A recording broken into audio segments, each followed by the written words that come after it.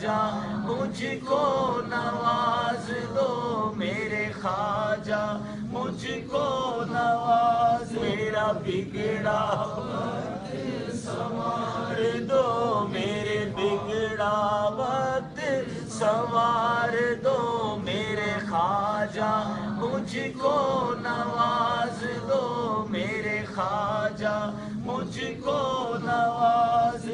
اٹھتے بیٹھتے سوتے جاتے سوتے اور جاگتے بس یا علی کرتے رہو، یا غوث کرتے رہو. دنیا میں بھی بیڑا پار ہے اور آخرت میں بھی بیڑا پار ہے. سرکار غوث پاک ہم کو آپ کو دیکھتے ہیں، سنتے ہیں، مدد کے لیے تشریف بھی لاتے ہیں. آپ کا یہ جملہ ختم ہونے سے پہلے غوث پاک کی مدد نصیب ہوتی ہے. جو بے روزگار ہیں ان کو روزگار عطا فرمائیے. مولا غریب نواز مولا غیب سے مدد فرمائیے. حضور آپ دلوں کے حال بے ان اللہ لا یغفر ان یشرک بہ ویغفر ما دون ذلک لمن یشاء. بے شک اللہ اس گناہ کو کبھی معاف نہیں کرے گا کہ کوئی شخص قیامت والے دن اللہ کے حضور اس حال میں پیش ہوا کہ اس نے دنیا میں شرک کیا ہوا. اس کے علاوہ جتنے گناہ ہیں وہ معاف کر دے گا جس کے لیے چاہے گا. وہ بھی اوپن لائسنس نہیں ہے، جس کے لیے چاہے گا معاف کرے گا. البتہ ایک امید ہے کہ وہ قابل معافی ہیں. وَمَن يُشْرِكْ بِاللَّهِ فَقَدْ ضَلَّ ضَلَالًا بَعِيدًا. جو شرک میں مبتلا ہوا وہ گمراہی میں دور جا پڑا. اچھا، دنیا کے اندر یہ شرک معاف ہو جائے گا. سورۃ الفرقان کی آیت نمبر 70 میں آیا ہے کہ جو دنیا میں شرک سے توبہ کر لے گا ہم اس کے گناہوں کو بھی نیکیوں سے بدل دیں گے. یہ یعنی اللہ کی رحمت کا غلبہ ہے. لیکن شرک کے معاملے میں اللہ تعالیٰ بہت، جس کو کہتے ہیں نا یہ شرک is the most sensitive issue in the sight of Allah. اللہ کے حضور سب سے زیادہ حساس معاملہ شرک ہے. دنیا میں توبہ کر لی معافی ہے. جامعہ ترمذی میں حدیث ہے کہ موت کے غرغرے سے پہلے یعنی نزع کا عالم طاری ہونے سے پہلے اگر کوئی توبہ کر لیتا ہے تو اس کی توبہ قبول ہے.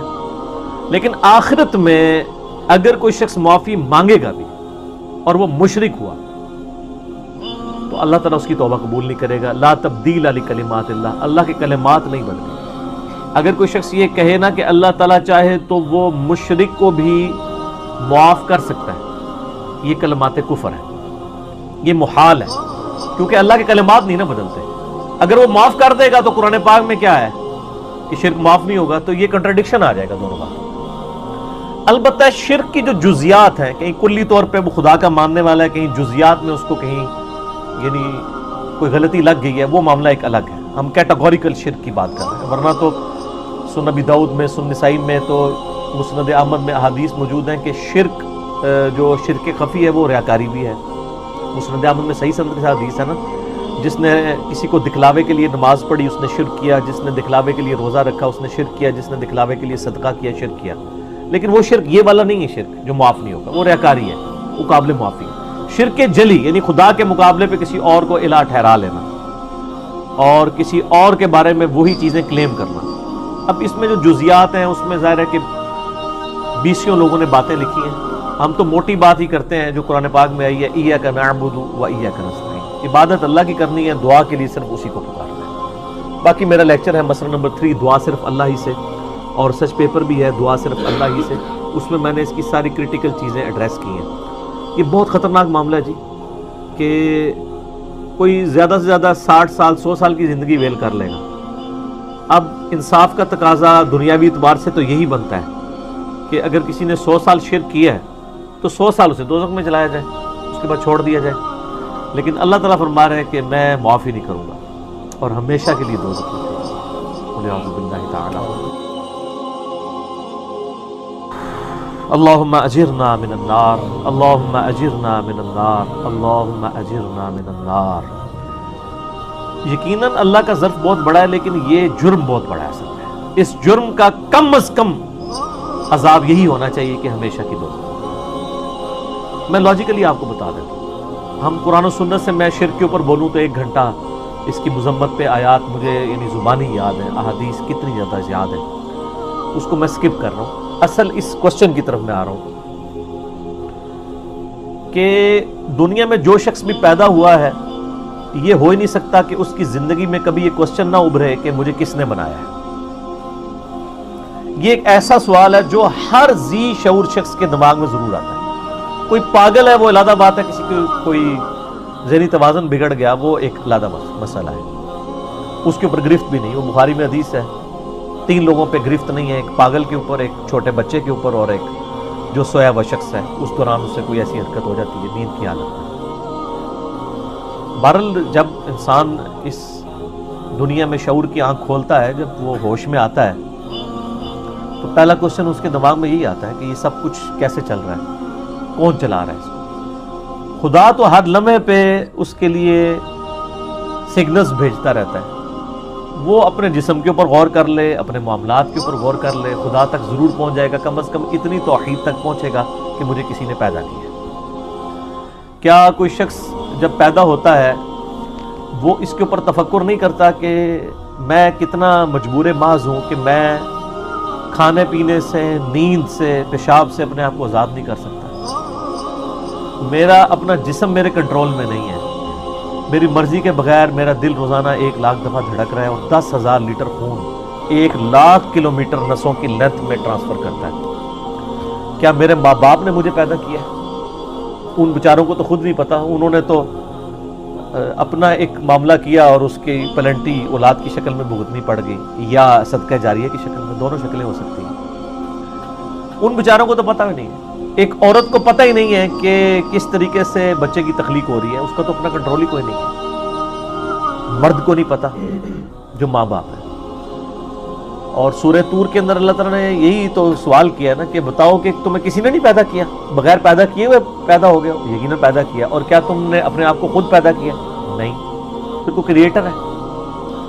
اور اس کے اوپر میں نے ایک لیکچر بھی دیا ہے, who is Allah in the light of latest scientific facts, مسئلہ نمبر 60, اللہ کون ہے جدید سائنسی حقائق کی روشنی میں. اس میں نے اس کے اوپر ایمفسائز کیا کہ انسان اپنی زندگی میں کسی چیز پہ بھی آبزرویشن کرے وہ اللہ تک پہنچ جاتا ہے. ایک انڈا, اس میں سے چوزا کیسے نکلتا ہے, اسی کے اوپر صرف سوچ لے انسان زندگی میں ایک دفعہ تو پریشان ہو جاتا ہے, خدا تک پہنچ جاتا ہے. لہٰذا دنیا میں اللہ تعالیٰ نے اتنے انڈیکیٹرز رکھے ہیں کہ الٹیمیٹلی اگر کوئی کوسچن اوور لک نہیں ہونا چاہیے نا تو وہ گاڈ کے بارے میں کوسچن ہے. باقی انسان ہر چیز کے بارے میں ہو سکتا ہے کبھی ایکسپیرینس ہو یا نہ ہو, لیکن کوئی شخص یہ نہیں کہہ سکتا کہ جی مجھے خدا کے بارے میں کبھی خیال نہیں آیا.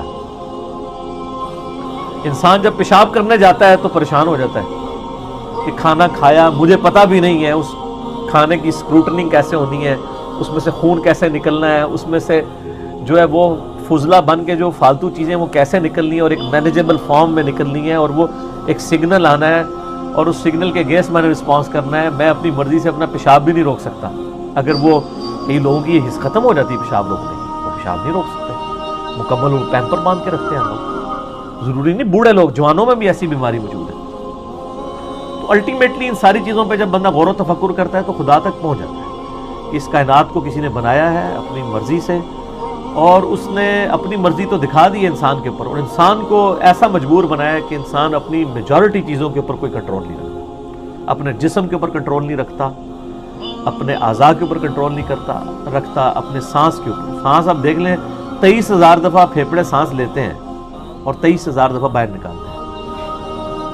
اگر روزانہ ایک بندے کو خود 23,000 دفعہ سانس لینا پڑ جائے ایسے, میرا خیال ہے ایک دن بھی نہیں لے سکتا, اور میری مرضی کے بغیر سانس چل رہا ہے. ابھی گردوں کی تو میں بات ہی نہیں کر رہا ہوں جو 25 دفعہ ڈائلیسس کر رہے ہیں. گردوں کا ڈائلیسس ڈسٹرب ہو جائے تو انسان سیدھا موت کے منہ میں, گردے فیل ہو جائیں. ایک ڈائلیسس کی قیمت تقریباً 8 سے 10,000 روپے مارکیٹ میں. 2.5 لاکھ روپے کا کام تو مفت کر رہے ہیں گردے روزانہ, اور مجھ سے پوچھے بغیر کر رہے ہیں. سر آپ لاکھ کہتے رہے جی میں گردے نو آرڈر کیتا ہے تو چل پے نے نہ بھائی, ایرا آرڈر گردے نو تو کیتا ہے نا, ذرا اپنی باقی اعضاء نو بھی کرتے انہوں نے ٹور کے دس, پھر منا گے تنو.